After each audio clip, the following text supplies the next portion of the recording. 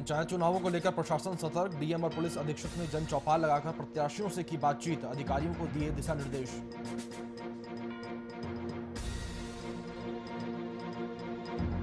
कासगंज में अवैध खनन को रोकने में नाकामयाब प्रशासन, पुलिस ने नाक के नीचे से खनन माफिया खेल रहे अवैध खनन का खेल, बालू से भरे ट्रकों को नहीं रोक पा रही पुलिस। कोरोना का टीका लगाते वक्त एएनएम की बड़ी लापरवाही, फोन पर बात करते हुए एक महिला को 2 बार लगा दी वैक्सीन।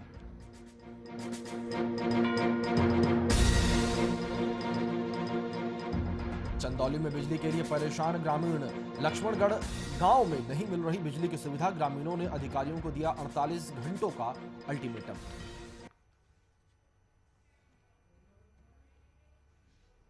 नमस्कार, आप देख रहे हैं वीआईपी न्यूज, आपके साथ मैं अभिषेक पांडे। खबरों का सिलसिला शुरू करेंगे। आपको बता दें कि आगामी त्रिस्तरीय ग्राम पंचायत चुनाव को लेकर जिलाधिकारी सोनभद्र अभिषेक सिंह और पुलिस अधीक्षक ने प्रत्याशियों के साथ जन चौपाल कर उन्हें चुनाव आयोग द्वारा जारी दिशा निर्देशों से अवगत कराया और विभिन्न बिंदुओं पर विचार विमर्श भी किया। इस दौरान चुनाव के दौरान शांति और कानून व्यवस्था बनाए रखने की अपील करते हुए संबंधित प्रभारी निरीक्षक को आवश्यक दिशा निर्देश भी दिए गए। मौके पर क्षेत्राधिकारी सदर सहित अन्य अधिकारी और कर्मचारीगण मौजूद रहे।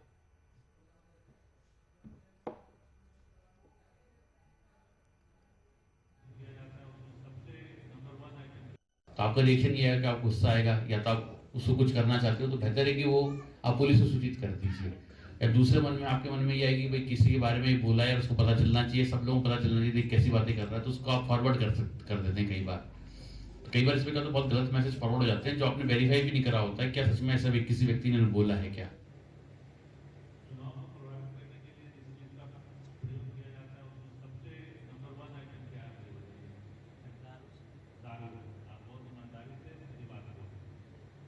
पंचायत चुनाव को लेकर यहां पर जिलाधिकारी सोनभद्र अभिषेक सिंह और पुलिस अधीक्षक ने प्रत्याशियों के साथ जन चौपाल की और तमाम तरह के जो जरूरी दिशा निर्देश थे उनसे उन प्रत्याशियों को अवगत करवाया।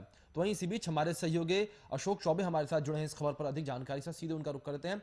अशोक, सीधे आपके पास आना चाहेंगे, जानना चाहेंगे जिस तरीके से आज यहाँ पर चुनाव को लेकर जिलाधिकारियों ने यहाँ पर एक कह सकते हैं कि जन चौपाल लगाई और तमाम तरह की बातचीत की, तो क्या कुछ दिशा निर्देश जो है इस जन चौपाल में दिए गए हैं और क्या कुछ कहा गया है?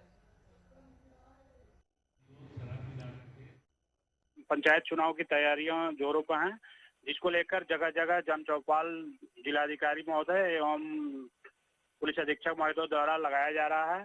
उसमें सभी को अपना सकुशल शांतिपूर्वक मनाने के लिए अपील की जा रही है और किसी भी प्रकार की कोई भी समस्या होने पर तुरंत संबंधित अधिकारियों को सूचित कर समस्या का हल कराने का निर्देश दिया गया है। प्रत्याशियों की ओर से कुछ कहा गया हो इस बैठक में? कुछ कहा उन्होंने, अपनी कोई समस्या रखी या उन्होंने कोई बात रखी पुलिस के सामने या अधिकारियों के सामने? जी, बता दें कि सोनभद्र के जिलाधिकारी महोदय द्वारा अपना ये बताया गया है कि चुनाव को लेकर अपना सभी तैयारियां पूरी करने की अपना हिदायत दी गई है और सभी लोगों को बताया गया है कि शांतिपूर्वक अपने पंचायत चुनाव में भागीदारी निभाएं। जी अनिल, शांतिपूर्वक तरीके से अपनी भागीदारी जो है वो चुनाव में निभाएं। बहुत बहुत शुक्रिया अनिल आपका हमारे साथ जुड़ने के लिए और इन तमाम अपडेट्स को हम तक पहुंचाने के लिए। जी अशोक,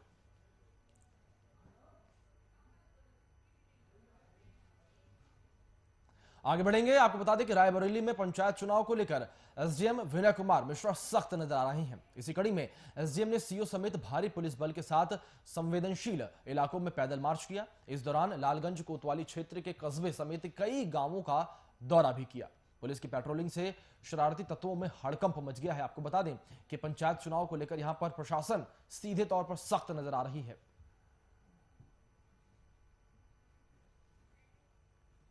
तो आप इन तस्वीरों में भी देख सकते हैं किस तरीके से इस वक्त प्रशासनिक अधिकारी जो हैं वो सख्त हो गए हैं। एसडीएम ने पुलिस के साथ यहां पर पैदल मार्च किया और सीधे तौर पर जो भी शरारती तत्व हैं उनके बीच अब कहीं ना कहीं एक खौफ की स्थिति, एक खौफ का मंजर यहां पर बनता हुआ साफ तौर पर देखा जा सकता है।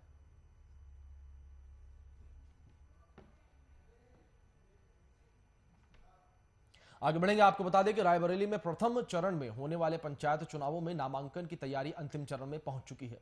सिटी मजिस्ट्रेट ने कलेक्ट्रेट परिसर में जिला पंचायत सदस्यों के नामांकन की सुरक्षा का जायजा लिया और कई दिशा निर्देश भी दिए।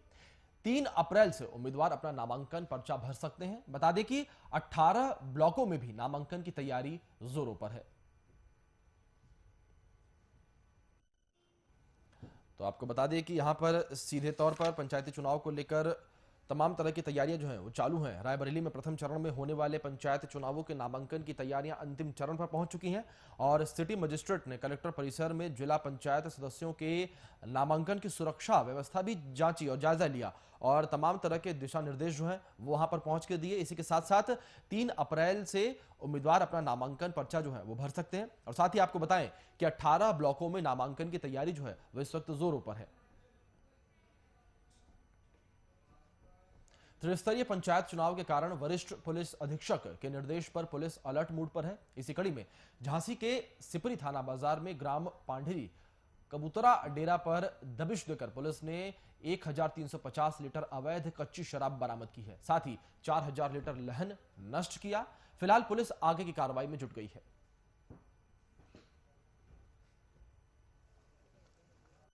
आज वरिष्ठ पुलिस अधीक्षक महोदय के निर्देश पर थाना सिपरी बाजार में ग्राम पाडरी है जहां अवैध शराब हेतु दबिश दी गई, जिसमें लगभग 4000 लीटर लहन नष्ट किया गया, 2 भट्टियां नष्ट की गई हैं और लगभग 1350 लीटर अवैध शराब बरामद है। मुकदमा दर्ज किया जा रहा है, जो भी नियमानुसार कार्रवाई की जाएगी।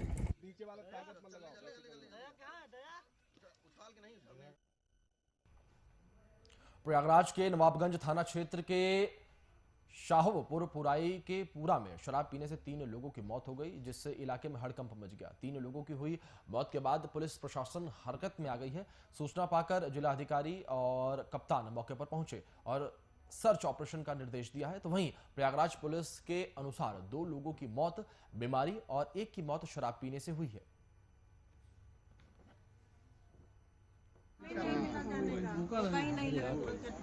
इसके रीढ़ की हड्डी में चोट थी और ये आंशिक रूप से विकलांग था कि विगत कई दिनों से इसका स्वास्थ्य खराब चल रहा था और इसका इलाज किया जा रहा था। इसकी मृत्यु हो गई थी। इसका अंतिम संस्कार किया जा चुका है। इसके अतिरिक्त बाबूलाल पुत्र राजाराम उम्र 52 वर्ष निवासी शाहपुर पुरई का पूरा, इसकी भी तबियत विगत 1 महीने से खराब थी। इसको बुखार था, इसके पेट में लगातार दर्द की शिकायत थी। इसका इलाज भी स्थानीय रूप से किया जा रहा था। इसकी भी मृत्यु हुई है। पुलिस द्वारा इसके शव को कब्जे में लिया गया है।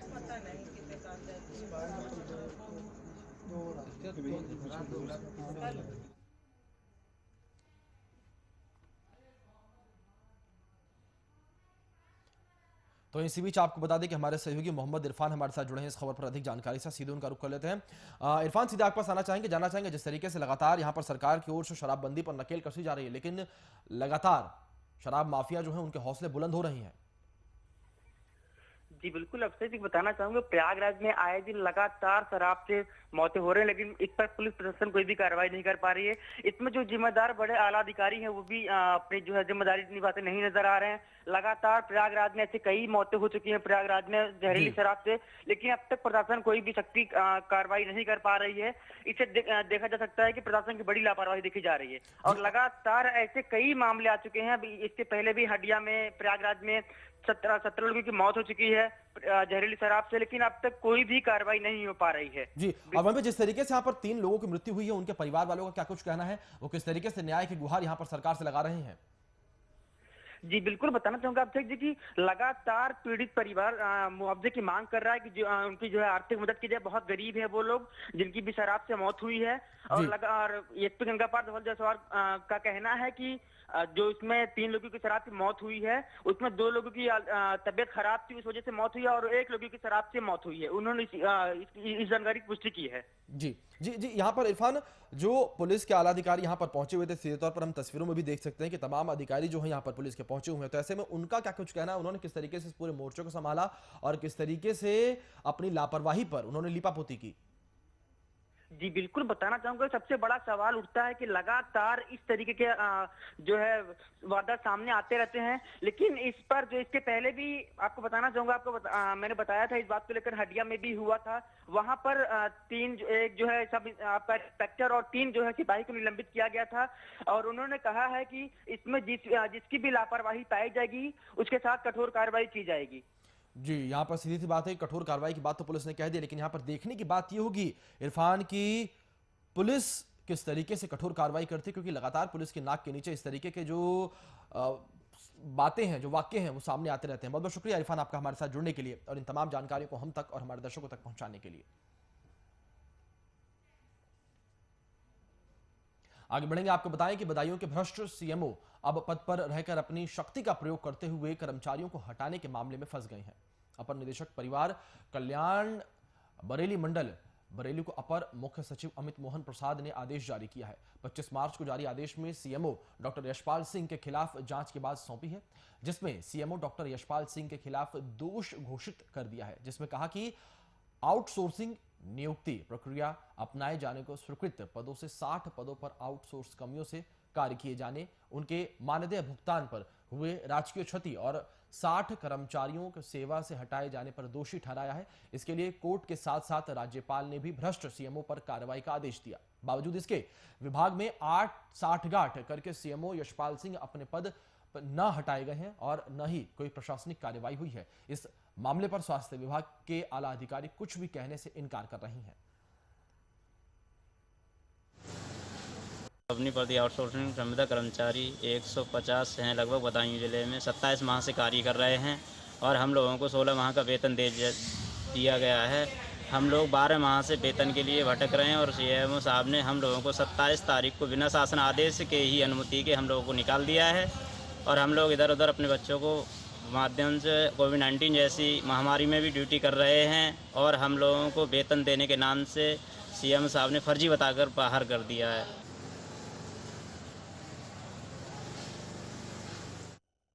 तो वहीं पर हमारे सहयोगी पवन तोमर हमारे साथ जुड़े हैं इस खबर पर अधिक जानकारी से। सीधे उनका रुख कर लेते हैं। पवन, सीधे आपके पास आना चाहेंगे, जानना चाहेंगे पूरा मामला क्या है, किस तरीके से इस पूरे मामले पर अब एक्शन लिया जा रहा है?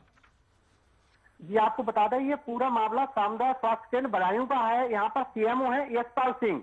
इन्होंने 60 कर्मचारियों को जो है सेवा से हटा दिया है और अपने तरीका से भर्ती की है।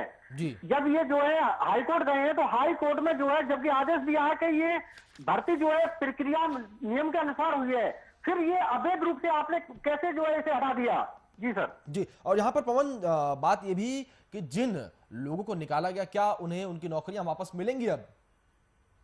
जी, ये तो देखने वाली बात होगी। सबसे बड़ी बात यह है कि जो सीएमओ, जब एक राज्यपाल जो है और हाईकोर्ट जिसको आदेश दे रहे हैं और कोई भी अधिकारी उसको संज्ञान नहीं ले रहा है, कोई भी अधिकारी जब पूछ रहे हैं बात देने तक को तैयार नहीं है मीडिया के लिए, सभी बचते हुए नजर आ रहे हैं। कहीं ना कहीं देखा जा रहा है सरकार ने जो है जहां पूरा जो है दामोदार उसके हाथ में दे दिया है अधिकारियों के लिए, तो अधिकारी जो है किसी बात को लेकर कुछ बताने तैयार नहीं है। वो ये पूरा इस सरकार ने जो पूरा जो अधिकारियों को जो पूरा सत्ता दे दिया, उसमें कुछ भी कोई भी कहने को तैयार नहीं है। सब अपनी इच्छा से जो चाहे कर रहे हैं, जबकि सरकार ने सीधा कहा 2016-17 में जब आउटसोर्सिंग की संस्था के नियम अनुसार जो है जब भर्ती हुई है, टेंडर निकला, टेंडर के बाद जब भर्ती प्रक्रिया हुई है तो उसके बाद इन्हें क्यों निकाला गया, इसको लेके कोई भी अधिकारी सुनने को तैयार नहीं है। जी पवन, लेकिन यहाँ पर बात यह भी है कि जिस तरीके से भ्रष्ट सीएमओ ने कई लोगों को निकाला और अपने हिसाब से लोगों की भर्तियां की, नियुक्तियां की, तो ऐसे में जिन लोगों को भ्रष्ट सीएमओ ने नियुक्त किया उनके साथ क्या किया जाएगा? क्या उनको नौकरी से निकाला जाएगा या उन्हें भी उनकी जो उनकी नौकरी है वो बची रहेगी? ये देखने वाली बात होगी कि अब जो है इसमें क्या एक्शन लिया जाएगा, क्योंकि जो 60 लोगों वो भी इतना जो है उनका कहना यह है कि हम इसी पे डिपेंड थे। हमें जो है जब 2 साल से जब जो है हम जो है हमें जो है पैसा मिल रहा था, हम अपनी तनख्वाह भी ले रहे थे, फिर जो है 2 साल के बाद जब ये सीएमओ आए हैं यशपाल सिंह, इन्होंने ही जो है इस पर एक्शन क्यों लिया है? कहीं ना कहीं इसमें जो है सीएमओ जो है लिप्त दिखाई दे रहे हैं। क्योंकि ये देखे सूत्रों के अनुसार यही मिल रहा है कि जो भर्तियां हुई हैं वो भी जो है कुछ जो है इनके द्वारा उनसे लिया गया, उसके बाद जो है भर्तियां की गई है। जी, अब देखना ये होगा कि इसमें जो है उच्च अधिकारी क्या एक्शन लेंगे आगे। जी पवन, उच्च अधिकारी की जिस तरीके से लगातार आप बात करें, क्या उच्च अधिकारियों की ओर से कुछ कहा गया हो उस पूरे मसले पर, कुछ उन्होंने सामने से आकर कहा हो? अभी इस बारे में जो है कुछ भी नहीं कह रहा।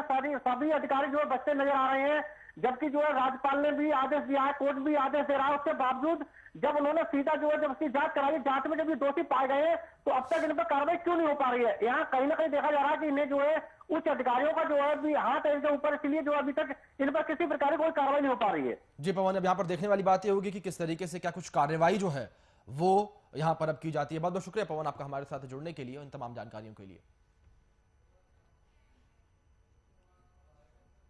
आगे बढ़ेंगे, आपको बताएं कि जहां एक ओर कोरोना वायरस पूरे देश में फिर से कहर बरपा रहा है, तो वहीं दूसरी ओर यूपी के कानपुर देहात में कोरोना टीकाकरण में बेहद गंभीर लापरवाही का मामला सामने आया है, जहां पीएचसी में तैनात एएनएम ने मोबाइल पर बात करते करते एक महिला को कोरोना का 2 बार टीका लगा दिया। जब महिला ने 2 बार वैक्सीनेशन को लेकर टोका तो एएनएम ने गलती मानते हुए माफी मांग मामले को रफा दफा करने की कोशिश की, लेकिन महिला और उसके परिजनों ने कार्रवाई की मांग को लेकर जमकर पीएचसी में हंगामा किया। हंगामे की सूचना पर आला अधिकारी मौके पर पहुंचे और कार्रवाई का आश्वासन देते हुए लोगों को शांत करवाया। तो वहीं इस पूरे मामले में जिले के आला अधिकारी कुछ भी बोलने से कतरा रही हैं।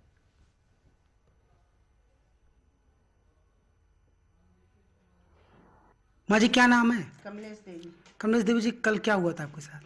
मैं गांव के मड़ौली अस्पताल में टीका लगवाने गई थी। जी, किस चीज़ का टीका लग रहा था? कोरोना का। जी, फिर क्या हुआ था? फिर लगवाने गई, अर्चना जी ने लगाया टीका, तो बोला नहीं कि मतलब उठ जाओ। मैं बैठी रही, वो फ़ोन में बात कर रही थी, उन्होंने दूसरा टीका लगा दिया। मैंने बोला कि क्या 2 लगते हैं? तो नहीं, बोली 1। तो पहले तुमको उठ जाना चाहिए, तो बिगड़ने लगी। कहती तुम्हारी गलती है, तुम उठी नहीं थी। हमने कहा आपको बोलना चाहिए, मुझे क्या मालूम कि 1 लगती है कि 2 लगती है। माताजी स्वास्थ्य केंद्र में कोरोना का इंजेक्शन लगवाने गई थी, जैसा कि उनको पहले बताया गया था, और संबंधित जो स्वास्थ्य वर्कर हैं उन्होंने टीका लगाने के लिए माताजी को बुलाया। माताजी को टीका लग गया। माताजी को आगे बताया नहीं गया करना क्या है, उनको उठना है क्या, जाना नहीं जाना है। लेकिन उसी दौरान फ़ोन से बात करते हुए उसी स्वास्थ्य वर्कर ने माताजी को दोबारा टीका लगाने लगी, नीडल लगा दी माताजी की बाँह पे। लेकिन माताजी ने उसी दौरान पूछा कि क्या 2 टीके लग रहे हैं क्या? तो उसने बोला नहीं नहीं 2 नहीं लग रहे, 1 ही लग रहा है। उल्टा माताजी पे चिल्लाने लगी। क्योंकि वो उस समय फ़ोन से बात कर रही थी, तो गलती भी उसी की है। तो उसने अपनी गलती मानने के बजाय माताजी को उल्टा ही डांटना चालू कर दिया उसने। पे कोई दिक्कत तो नहीं है अभी तक माताजी को? माताजी को वैसे थोड़ा सा फीवर आया था, हल्का सा, और बाँह में उनके सूजन है। हमारे साथ जुड़ गए हैं इस खबर पर अधिक जानकारी साथ, सीधे उनका रुख कर लेते हैं। राम, आपके पास आना चाहेंगे। यहाँ पर जिस तरीके से एक बड़ी लापरवाही एएनएम के द्वारा देखने को मिली है, जिस तरीके से 2 बार कोरोना वैक्सीन का टीका जो है वो इस महिला को लगाया गया।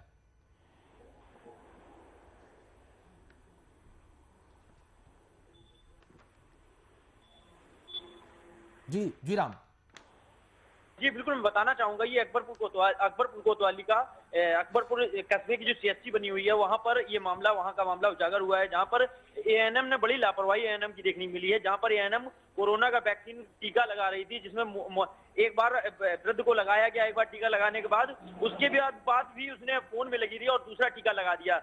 जब उसने इस बात को टोका तो उसका जब इसने विरोध किया महिला ने, तो गलती मानते हुए और बात को रफा दफा करने की बात कही। लेकिन वहीं पर उस अफरा तफरी मच गई। महिला के जो परिजन थे उन्होंने हड़कंप मचा दिया।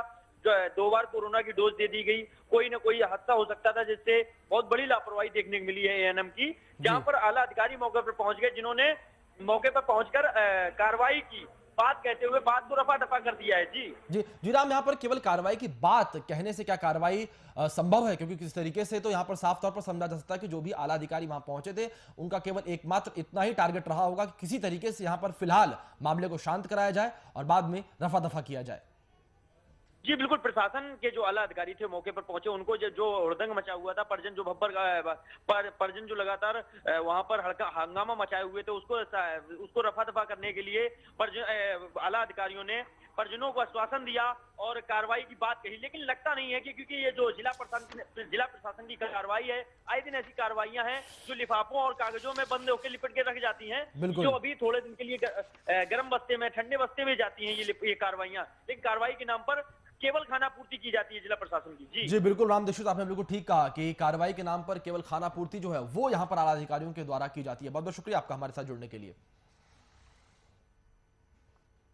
आगे बढ़ेंगे, आपको बता दें खबर हमीरपुर से, जहां पर हमीरपुर से दबंगों की दबंगई का मामला सामने आया है। मामला सिसोलर थाना क्षेत्र के गौघाट गांव का है, जहां होली के दिन मामूली विवाद में दबंगों ने 2 युवकों की बुरी तरीके से पिटाई की थी, लेकिन अभी तक मामले में पुलिस ने कोई संज्ञान नहीं लिया है, जिसके चलते परिजन डर के साए में जी रही हैं। मामले पर पीड़ितों ने थाने में आवेदन देकर मदद की गुहार लगाई है। बावजूद इसके पुलिस ने मामले का संज्ञान नहीं लिया। ऐसे में पीड़ित डरे सहमे रहने को मजबूर है। दबंगों के आगे पुलिस पस्त है और आपको बता दें कि परिजन अभी भी डर कर रहे हैं।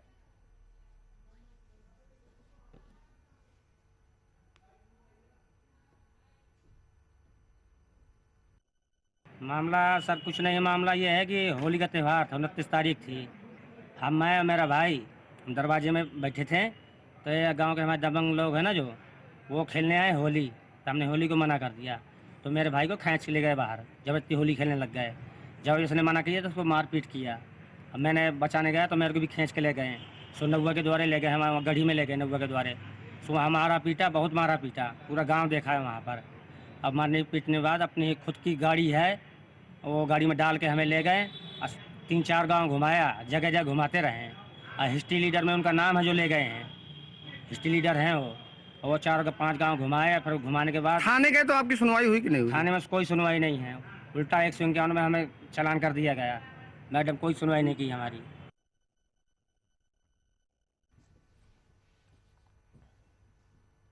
आगे बढ़ेंगे, आपको बताएं कि सुल्तानपुर में पुलिस की कार्रवाई से नाराज ग्रामीणों ने बांदा टांडा मार्ग हाईवे पर शव को रखकर जाम लगा दिया और प्रदर्शन करने लगे। दरअसल बीते 28 मार्च को नहर पुल के पास गांव के ही कई लोगों ने रिजवान अंसार और फिरोज को लाठी डंडों से जमकर पीटा था और धमकी देते हुए वहां से फरार हो गए थे। आनन फानन में घायलों को जिला अस्पताल ले जाया गया, लेकिन एक युवक की हालत गंभीर देखते हुए डॉक्टर ने उसे लखनऊ रेफर कर दिया था। इतनी बड़ी घटना के बावजूद पुलिस ने पीड़ित की तहरीर पर महज मामूली धाराओं में मुकदमा दर्ज किया।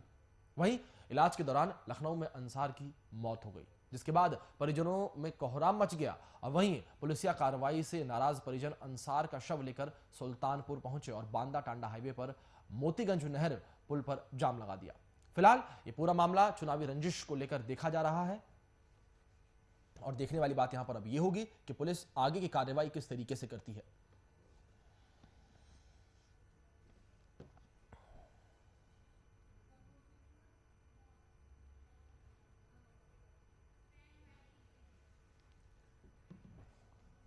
आगे बढ़ेंगे, आपको बताएं कि रायबरेली के भादोखर थाना क्षेत्र में प्रॉपर्टी डील करने के मामले में युवक की इलाज के दौरान मौत हो गई। इससे आक्रोशित परिजन ग्रामीणों के साथ एसपी ऑफिस पहुंच गए और ऑफिस का घेराव कर दिया। मौके पर पहुंचे पुलिस ने लोगों को बताया कि आरोपियों को गिरफ्तार कर लिया गया है, जिसके बाद लोग शांत हुए।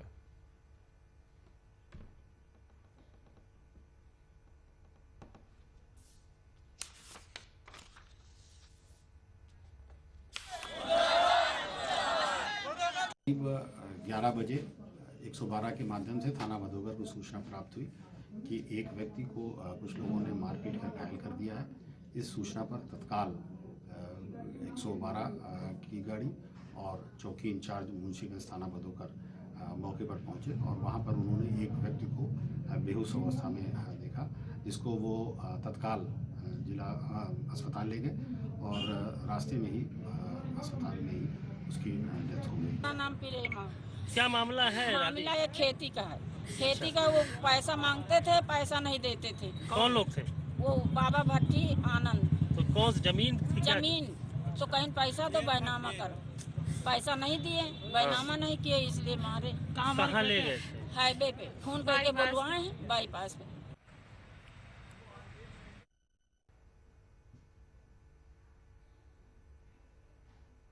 आगे बढ़ेंगे, आपको बताएं कि गोंडा के छपिया थाना अंतर्गत मल्लीपुर गांव में एक 24 साल की युवती ने फांसी से लटककर आत्महत्या कर ली। आत्महत्या के बाद इलाके में सनसनी का माहौल है। सूचना पाकर पहुंची पुलिस ने शव को कब्जे में लेकर पोस्टमार्टम के लिए भेज दिया है और आगे की कार्रवाई में पुलिस जुट गई है। युवती ने आत्महत्या जो है वो यहां पर की है। गोंडा से खबर आई है, आपको बता दें।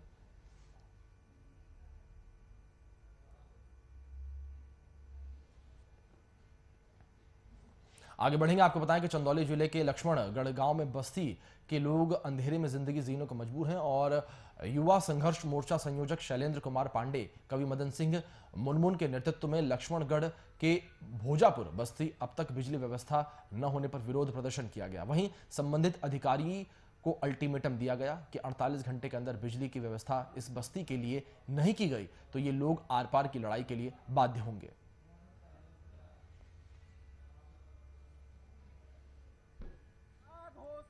जब से भारत आज़ाद हुआ है हम लोग बिजली के लिए तरस रहे हैं और आज तक हमारे गांव में बिजली का प्रवेश नहीं हो पाया है। जो भी आता है निरीक्षण करके चला जाते हैं, आज तक कोई सुनवाई नहीं हुआ।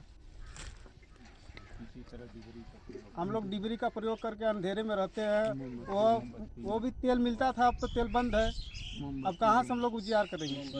अब मोमबत्ती जला जला कर हम लोग खाना पकाते हैं, अंधेरे में पड़ते हैं। बताइए, ऐसी समस्या हमारे गांव में है। आज समस्या ये है कि साहब हमन के देखी न बिजली का रास्ता बा, न बंधारे बा, सब घर दुआर देखा हमन के न रास्ता, न हमन के खरा तबाह हमन का। हमन के यह व्यवस्था बा के हमन के मिलवार ना बा। कितने दिनों से बिजली नहीं है? ढेर दिन का, आज का नहीं, कितना दिन से, मतलब अभी तक लगा कबो ना।